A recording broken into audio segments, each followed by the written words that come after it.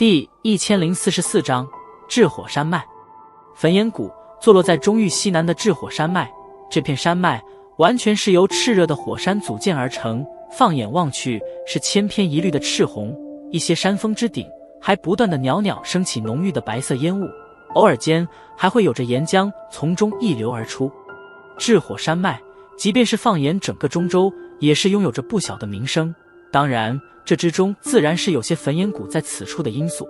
而其他的便是因为这片山脉那严酷的环境。不过虽然这里环境算不得多么的养眼，但由于这连绵无尽的火山缘故，也是导致这里的火属性能量异常浓郁，在此处修炼火属性功法，无疑将会取得事半功倍的效果。因此即便明知道这里颇为危险，可依旧是有着不少修炼火属性功法的人冒险来此。